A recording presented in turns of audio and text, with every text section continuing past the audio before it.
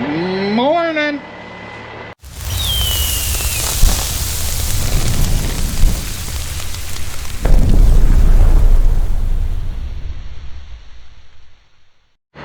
So again, I didn't film for a couple days, but that's all right. We were busy knocking out some fields and getting some cutting done. Yesterday was a fair day, I guess. How do I put this? There's days where you can knock out some serious acreage, and there's days you knock out some serious fields. Yesterday was one of those days where we knocked out some serious fields, but not acreage. By meaning that, I mean we did a lot of little fields, and when you do a lot of little fields, you spend more time moving than you actually do cutting acres wise.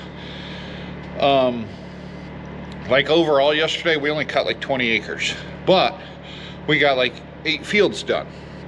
So it was a lot of, you know, go cut this field off, drop the head, empty the grain tank, drop the tank, move. Hook it all back up, cut that field, do it all over again. So we got a lot of fields done yesterday. We just didn't get a lot of acres done.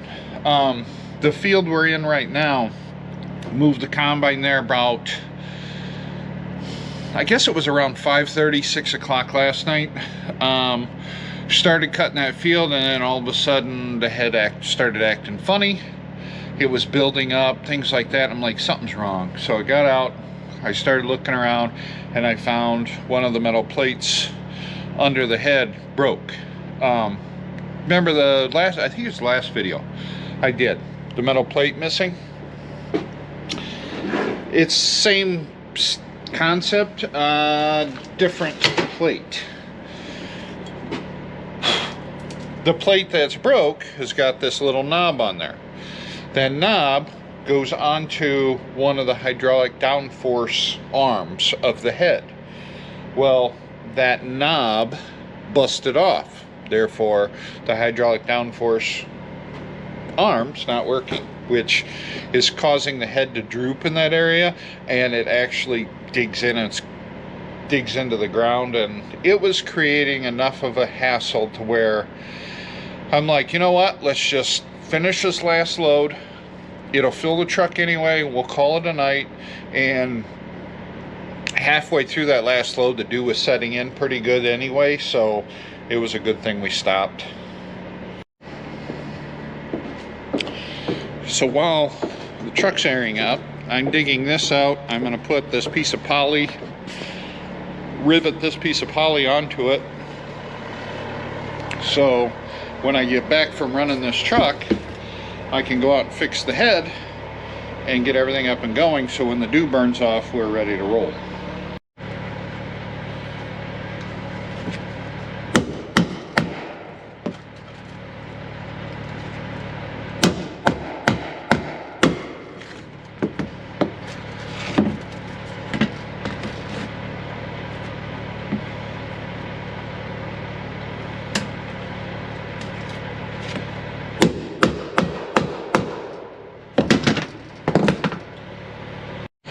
And I'm starting to think that these 14 and 16 hour days are catching up to me, because the alarm went off today around 5 a.m. and I rolled over and went back to sleep. Just saying. I'm only human.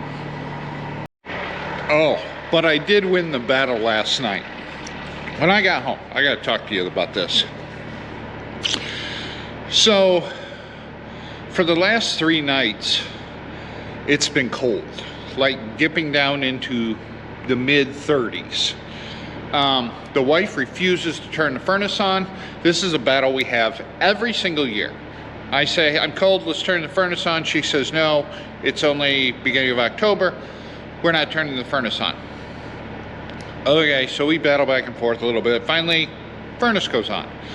Yesterday morning I wake up, alarm goes off, turn it off, throw the covers off, and I'm like, brr, nope, ain't happening. Pulled the covers back on me.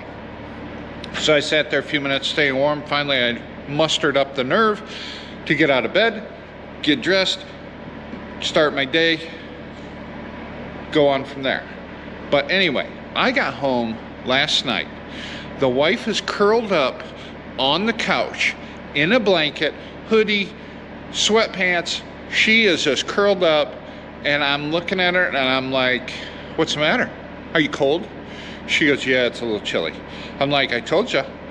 I walked over to the thermostat. It's 63 degrees in the house. Yesterday when I woke up, it was 60 degrees in the house. That's a little chilly. So finally, I looked at her and I'm like, let me turn the furnace on. She goes, but don't you need to go down and check the furnace, change the furnace filter, blah, blah, blah. I'm like, no problem, got you covered. Went downstairs, took care of it, walked upstairs. I'm like, furnace is going on. She goes, okay, I'm good with that. Yes. So we slept in warmth last night. Now granted, me telling all you that probably started another battle, but that's for another day. All right, let's go run this truck. I had to wait in line at the elevator, and I got to witness a screaming and yelling match. I was told to dump in the north pit. The truck ahead of me was told to dump in the south pit. So the pit master told me to go around and park side by side because there was a line. Okay. So I did that, and I kind of was up a little ahead of him because I'm going in this pit, he's going in that pit. And next thing I know, I heard someone on the CB call out to the truck behind both of us and say, hey, you're dumping in the south pit. And the guy goes, oh, okay, and went around the other guy and like leapfrogged him and jumped in line ahead of him. That dude jumped out of his truck and walked over there, and I saw spit flying out of his mouth, fingers pointing aggressively, and I heard a couple curse words. Yeah, it was interesting. And then the guy in front of me left, so I had to move forward and start dumping before I could, you know, witness the ending part of it. Can't we just all get along? All right, now I gotta grab some tools, my parts, and I might as well grab the grease gun and hook up to the fuel trailer, because it just dawned on me that combine's got about a quarter tank of fuel, so it wouldn't hurt to put some fuel in it while I'm working on it and grease it, and, you know, that kind of crap. I believe I have everything I need. I have fuel, grease gun, the plate, tools. I think that's all I needed. But I've been on the phone ordering another barrel of oil. The barrel of oil we used to service the FedEx truck ran out on me yesterday, so I had to order another drum of oil. But at any rate, see, I'm multitasking two different businesses right now. 3 if you include Farming Biker and me filming this. All right, let's get out to the combine. I got the old one off, and as you can see,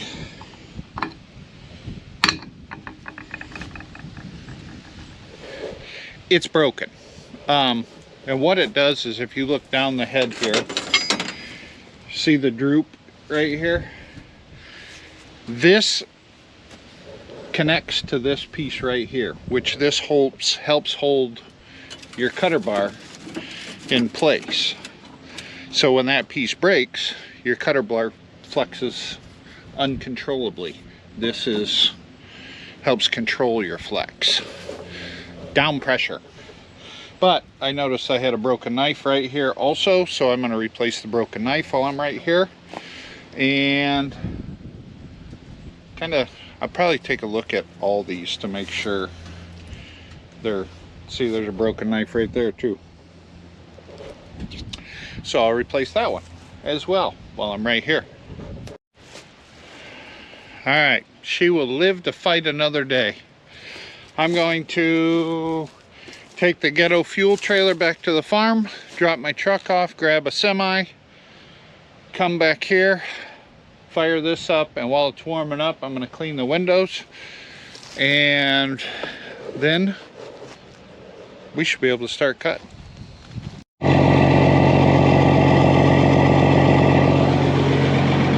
I thought I noticed this thing getting longer. That would explain it. So that means this is going to turn into a straight pipe here real quick, because the price of those mufflers is ridiculous. I got to show you this. Look.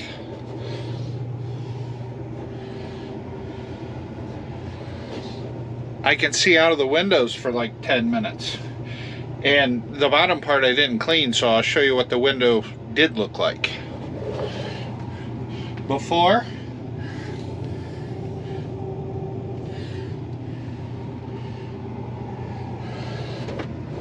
see the nastiness on the edges? I didn't get those, but yeah.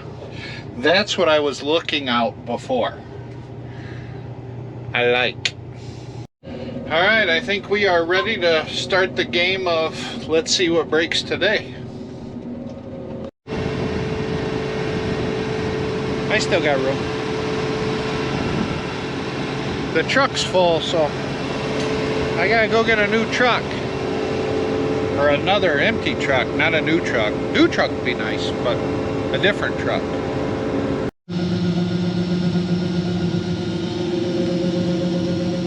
Filling truck number 2. It'd be nice to get this thing filled quick enough that I can haul it in tonight and still be back to fill it again. But we'll see. I ran into a problem. Inside that auger, that thing that's turning, the green thing that's turning on the head, there are these fingers.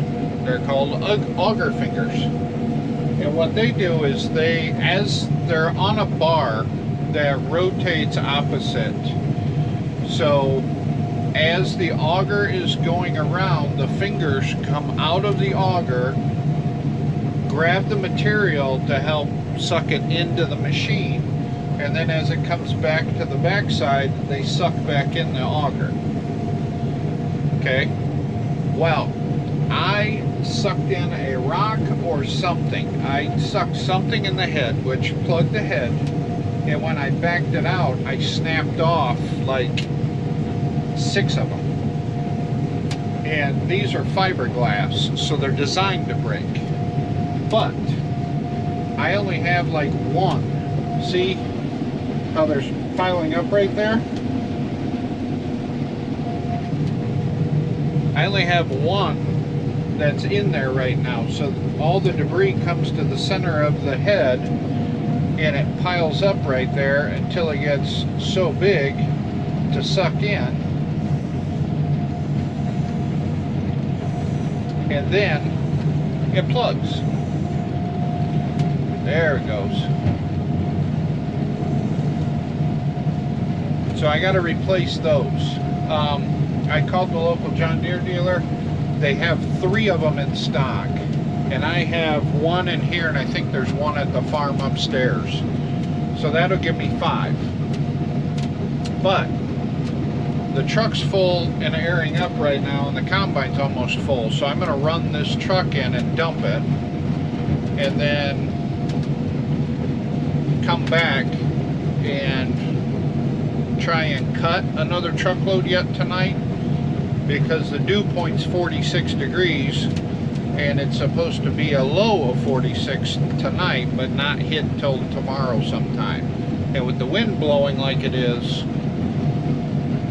there shouldn't be any dew this evening, I'm guessing, or very little. I have found that if I lower the head cut closer to the ground, which is creating the flex of the head. That flex is helping feed the beans into the throat. And I've picked up my ground speed a little bit to kind of just ramrod it in there, basically, is what I'm doing. I'm sure I'm gonna regret it at some point.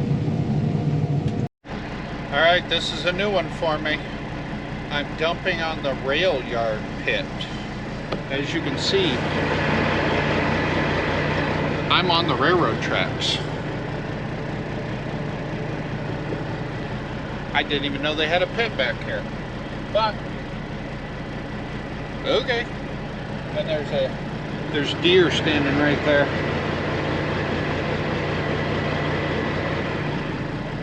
Just oblivious to me and all the other trucks that are here with their air dryers going off and motors idling and everything else. And also, I've gotten to the point, this pit is a lot slower. I don't like dumping here, I don't think. When I get up here, I'm gonna have to ask them how to even get out of here, because I didn't even know this was here. I don't even know how to get, once I'm in there, I don't know how to get out.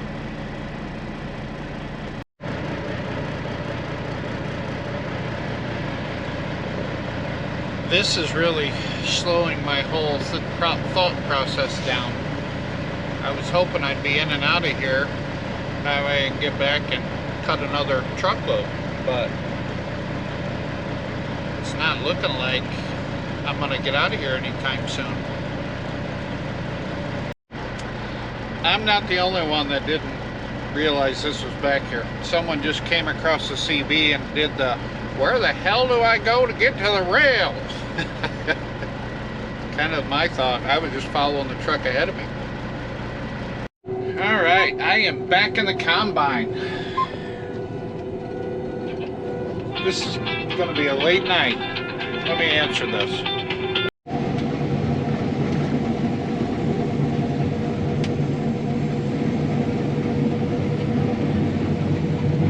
Good thing I got GPS to drive by. Holy crap. You guys remember them auger fingers I was telling you about? This is what it's doing.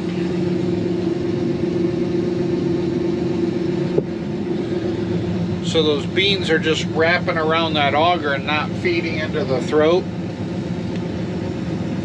Apparently I've lost enough of them now that it's just not working. So, I guess I'm done for the night. I'm going to run this home, get my pickup. Tomorrow morning I'll go run the little truck in, dump it, and then come back. By then the dealership should be open and I can get what fingers they have and get some more ordered and get this replaced.